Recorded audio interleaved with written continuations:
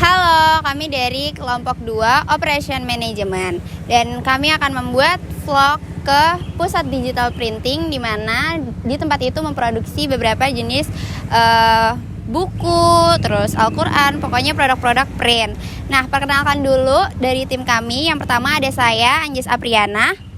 Saya Febrianus David. Saya Muhammad Farhan Arik Pramanda. Dan saya Farhan Fajar Sidik. Nah, dan satu lagi ada videografer kami, Farel Novelian, dan editor kami, Jahan Fairuz.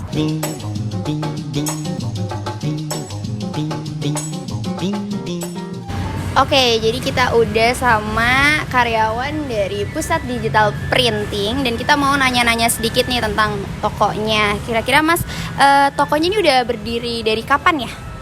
Dari tahun depan, baru bulan 10 kemarin. Oh, berarti belum lama ya? Oke, nah Mas, kan kalau kita lihat di sekitar sini itu semuanya itu kan kebanyakan toko digital printing, toko sablon. Nah, kenapa sih juga milih di tempat ini gitu? Padahal kan banyak tempat lain yang mungkin sepi, bisa jadi opsi buat milih tempat biar nggak banyak saingan. Kenapa milih di sini gitu? Soalnya di sini udah gimana ya? Kalau dibilang, kalau ini kan sebenarnya ini cabang dari depan sama yang samping gitu. Cuman namanya diubah lagi. Kalau yang di depan kan namanya global. Nah, yang di sekarang ini best printing namanya. Jadi secara nggak langsung ini buat nambah pelanggan ya, tapi dengan cara lain, dengan cara memperbanyak cabang, tapi masih di bawah satu pimpinan berarti ya. Oke, Mas mau nanya lagi nih ke pertanyaan selanjutnya. Kalau di cabang sini, kira-kira sistem pemesanannya tuh ada apa aja?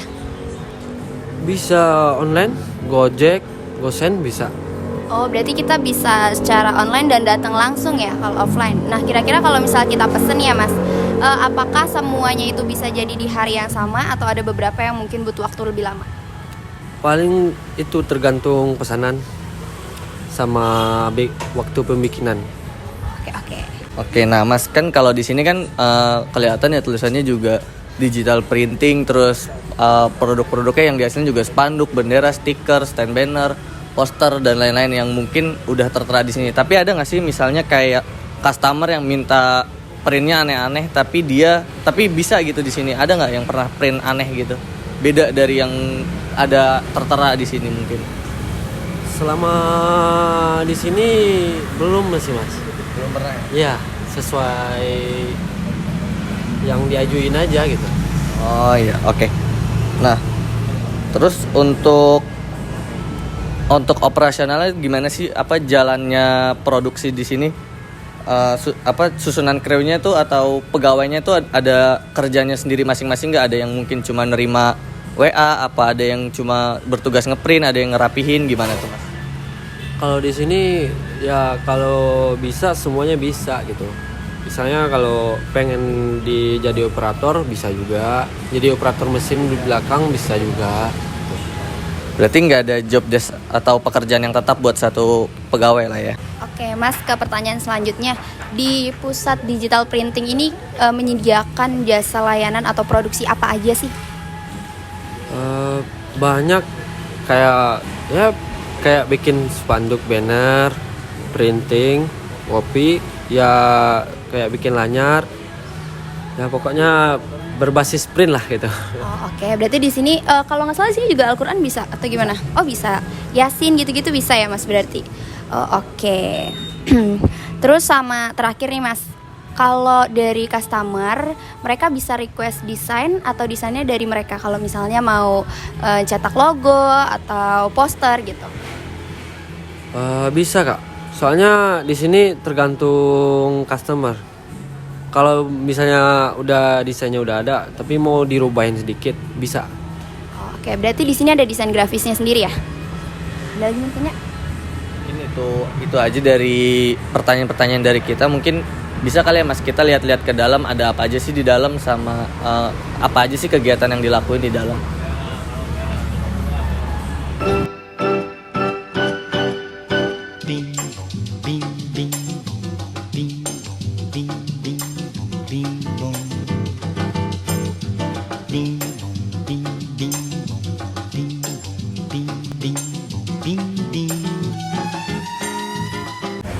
sih Bang, ini mau ngeprint gimana ya Bang? Mau ngeprint poster?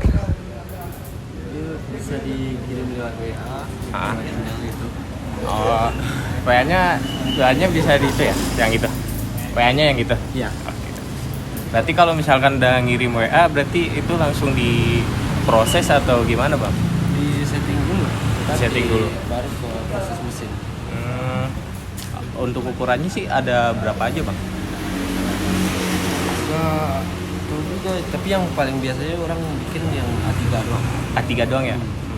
Itu satu lembarnya berapa sih Bang kalau boleh tahu? 10.000. Meskipun desainnya simpel itu tetap 10.000 ya atau gimana? Oh, Kalau oke. gambar nggak ngaruh sama ukuran. Nah, untuk pengerjaannya biasanya berapa ini Bang? Berapa lama sih pengerjaannya atau apanya gitu? Kalau buat selembar paling 10 menit. 10 menit. 15 menit lama. Setengah. Tapi pas pengerjaan kita boleh ngelihat gak sih Bang cara pengerjaannya gitu pas ngeprintnya? Boleh. Oke. Sip. Bing bong, bing bing bong, bing bong, bing bing bong, bing bong. Bing bong, bing bing bong, bing bong, bing bing bong, bing bing. É só isso, meu baião, e não tem mais nada não. O meu coração pediu assim. Oke, jadi saya dan David kali ini akan mungkin lebih deep lagi menjelaskan soal desain tata letak dan yang lainnya gitu ya. Mungkin desain tata letak dari digital print ini adalah seperti yang kita bisa lihat ini work cell layout di mana pengelompokan barang-barang kayak komputer dan mesin-mesin printnya itu ini kan ke dalam satu gitu ya. Jadi di sini di depannya itu untuk proses desain-desain stiker dan poster gitu. Nah, untuk pencetakannya berada di ruangan belakang itu khusus untuk mesin-mesin printer untuk mencetak poster gitu. Oke, terus juga menurut saya sendiri kenapa dipilihnya di daerah Rawamangun gitu, karena emang di antara yang lainnya tuh banyak banyak digital print juga, jadi mungkin bisalah dia bersaing dengan digital print yang lain gitu.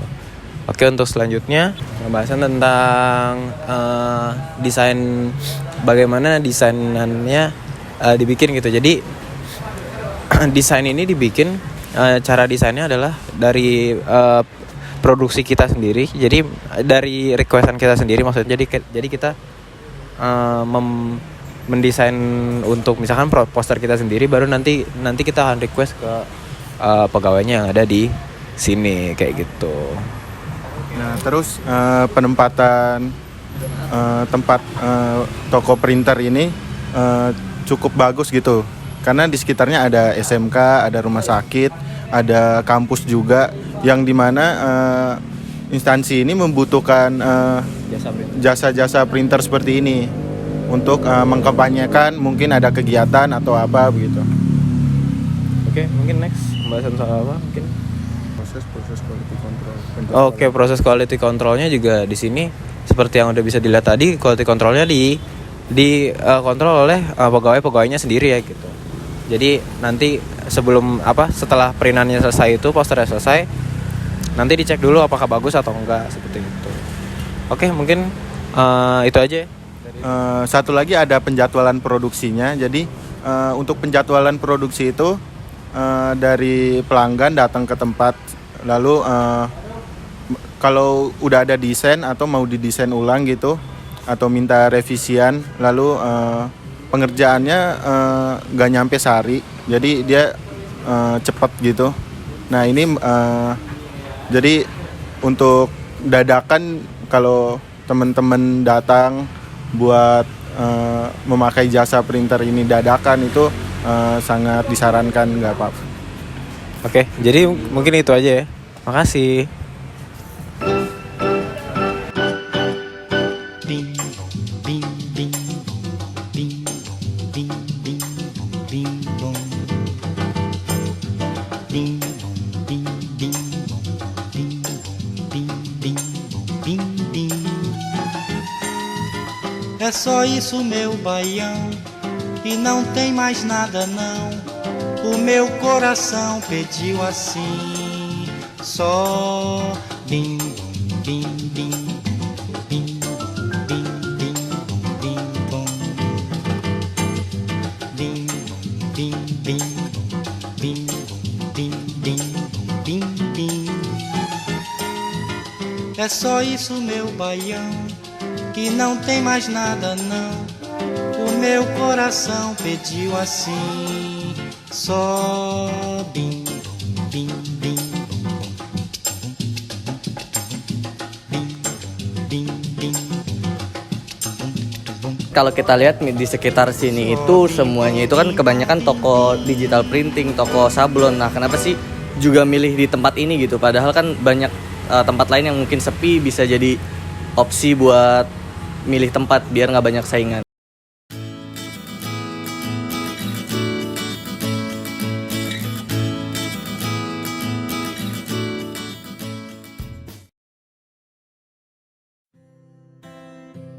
Siapa sih yang nggak kenal Indomaret dan Alfamart? Kedua minimarket ini kehadirannya dapat ditemui pada hampir setiap sudut kota di Indonesia. Menariknya, keduanya seakan ingin saling mengungguli satu sama lain dengan membuka gerai-gerai yang saling berdekatan. Keduanya bahu-membahu saling mengikuti jejak pesaingnya. Setiap kali salah satu membuka gerai baru, maka pesaingnya ini juga membuka gerai di wilayah yang sama. Bahkan bisa bersebelahan ataupun berhadapan. Pernah nggak sih kita tanya, apa yang menyebabkan fenomena ini terjadi? Mengapa Indomaret selalu berdekatan dengan Alfamart? Begitupun sebaliknya. Indomaret sebenarnya hadir lebih dulu ketimbang Alfamart. Toko pertama Indomaret berdiri pada tahun 1988 di Ancol, Jakarta Pusat. Sedangkan toko pertama Alfamart berdiri di Jalan Beringin Raya, Karawaci, Tangerang pada Oktober 1989, tepat 1 tahun setelah Indomaret. Sejak itu, gerai-gerai Alfamart dan Indomaret menggurita hingga pelosok daerah kota di Indonesia. Penasaran? Berikut 5 alasan penyebab fenomena ini. Yang pertama adalah adanya adu persaingan antar keduanya. Ibarat sebuah pertandingan sepak bola antara Barcelona dan Real Madrid, Indomaret dan Alfamart saling menunjukkan taringnya untuk memenangkan hati konsumen. Keberadaan kedua minimarket ini yang berdekatan mengindikasikan bahwa persaingan antar keduanya memang cukup ketat, tidak ada yang mau kalah, dan masing-masing ingin menunjukkan eksistensinya. Alasan kedua yaitu bahwa Indomaret dan Alfamart membidik pasar yang lebih luas. Di mana ada pembeli, maka di situ ada penjual. Hal ini tentu saja tidak dilewatkan oleh Indomaret maupun Alfamart. Membidik pasar yang lebih luas tentu menjadi strategi marketing yang diluncurkan oleh keduanya. Walaupun pasar yang harus mereka jangkau adalah pasar yang sama dan di wilayah yang sama. Alasan ketiga adalah pasar yang mereka bidik merupakan pasar yang sangat besar. Bisnis retail memang menjanjikan pasar yang tidak ada habisnya. Kebutuhan masyarakat akan makanan, minuman, produk kebersihan, dan sebagainya memang tidak akan pernah mengalami penyusutan. Hal itulah yang menjadikan Indomaret dan Alfamart tidak takut bersaing di tempat yang sama. Alasan keempat adalah target penambahan gerai yang maraton. Baik Indomaret maupun Alfamart memiliki target penambahan gerai yang besar. Hal ini tentu dilakukan dalam rangka menambah keuntungan perusahaan. Keduanya seakan melakukan maraton dalam pembukaan gerai. Tidak peduli walaupun gerai baru tersebut harus dibuka berdekatan dengan sang pesaing. Alasan yang kelima, kenapa mereka berani berdekatan, itu karena mereka percaya bahwa masing-masing memiliki keunggulan dari kompetitornya. Tidak jarang, barang di masing-masing toko memiliki promo yang berbeda pada item yang juga berbeda. Hal ini tentu menjadi daya tarik sendiri kepada konsumen dalam hal pengambilan keputusan akan membeli kebutuhan di mana. Coba kita sederhanakan kelima alasan tadi. Fenomena ini pernah dijabarkan oleh Harold Hotelling yang dikenal sebagai teori Hotelling. Teori ini menjelaskan bahwa produsen dalam memilih lokasi akan berperilaku untuk menguasai market seluas-luasnya. Pemilihan lokasi dipengaruhi oleh 2 faktor. Yang pertama perilaku konsumen, dan yang kedua keputusan berlokasi produsen lainnya. Begini nih analoginya. Kita ibaratkan ini adalah sebuah lapangan. Terdapat seorang pedagang, sebut saja Cilok Kang Asep. Di hari pertama, dia berjualan sendirian. Jadi bisa dikatakan dia adalah penguasa pasar dari pengunjung lapangan tersebut. Di mana Kang Asep akan meletakkan gerobak ciloknya agar benar-benar menguasai lapangan tersebut? Oh ya jelas, di tengah-tengah lapangan. Itu adalah lokasi paling strategis dan setiap pengunjung pasti dapat menjangkau lokasi tersebut. Kita asumsikan pendapatan Kang Asep adalah 100% dari pelanggan di hari tersebut. Kemudian di hari kedua, datanglah pedagang cilok lain, sebut saja Cilok Kang Bandi. Tentu Kang Bandi akan menjadi pesaing Kang Asep. Kang Asep dipaksa membagi pelanggannya kepada Kang Bandi. Di manakah Kang Bandi akan meletakkan gerobaknya? Pertimbangannya begini, jika Kang Bandi meletakkan gerobaknya di sisi barat lapangan, dia akan mendapatkan 25% dari pelanggan. Sedangkan Kang Asep yang berada di tengah lapangan akan mendapatkan 75% dari pelanggan. Kang Bandi ini berhasil meraup 25% pasarnya Kang Asep. Tapi pada kondisi ini, Kang Asep lebih untung dong. Bagaimana cara Kang Bandi supaya menambah pemasukannya? Dia akan pindah ke titik equilibrium atau titik keseimbangan. Di mana lokasi tersebut? Betul, Kang Bandi akan memindahkan gerobaknya ke tengah lapangan, pas berdekatan, bersebelahan dengan gerobak milik Kang Asep.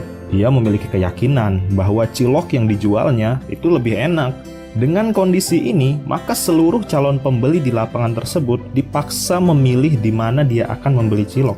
Persentase keuntungan Kang Asep dan Kang Bandi menjadi seimbang, yaitu 50-50 atau 50% berbanding 50%. Sekarang tinggal bagaimana masing-masing dari mereka mengolah ciloknya supaya lebih enak, dikasih cilok es krim mungkin, atau apalah dibuat promo-promo tertentu.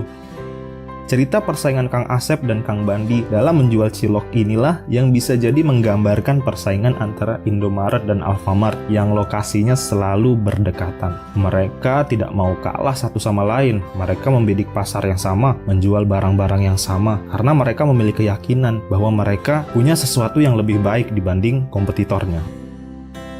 Kalau kalian, kira-kira lebih suka belanja di mana? Indomaret atau Alfamart? Komen di bawah ya. Oke, seperti yang kita lihat dari video yang tadi juga, kita banyak menganalisis layout tempat dari digital printing yang ada di Waru itu, dan kita melakukan analisis terhadap layout tersebut. Seperti mereka menggunakan work cell layout, yaitu bagian-bagian dari setiap mesinnya itu dijadikan ke satu ruangan atau ke satu sel seperti itu. Jadi bagian komputer itu mereka bisa membuat requestan dari customer di bagian komputer seperti itu, dan komputernya ada banyak, ada sekitar 6 atau 7 untuk kita membuat desain dari apa yang mau kita print seperti itu. Lalu ada di bagian dalamnya lagi ada print, ada bagian printing, ada mesin-mesin print, dan mesin printnya itu juga disatukan menjadi satu kategori. Misalkan jadi kayak mesin print untuk kertas di satunya lagi, selain itu mesin-mesin yang lain di bagian yang lainnya seperti itu. Itu adalah work cell layout yang kita temukan di digital printnya. Lalu kita juga menganalisis kenapa mereka berada di Waru Rawamangun. Dan menurut hasil yang dari kami analisis tersebut, hal ini dikarenakan di Waru sendiri itu dekat dengan banyak institusi-institusi dan banyak perusahaan yang membutuhkan jasa printing. Seperti di situ ada sekolah SMK 7 seperti ada SMK, ada rumah sakit juga, dan pastinya yang dekat ada UNJ, dan juga di antara yang lainnya juga ada digital print yang lain seperti itu. Jadi mereka bisa bersaing. Jadi mereka sudah mereka kenapa membuka digital print di situ karena sudah ada pasarnya tersendiri seperti itu. Oke, mungkin itu saja outro yang bisa saya sajikan. Kami ucapkan terima kasih dari kelompok kami karena sudah menonton video vlog kami. Terima kasih. Assalamualaikum warahmatullahi wabarakatuh. Oke guys, jadi di video yang tadi kita udah nonton. Jadi kita datang ke salah satu digital printing di daerah Waru Rawamangun. Di situ kita kayak seperti tadi kita udah tanya-tanya dan hasilnya seperti tadi ya. Jadi ternyata banyak sekali kegiatan dari manajemen operasi yang dilakukan di dalam digital printing tersebut.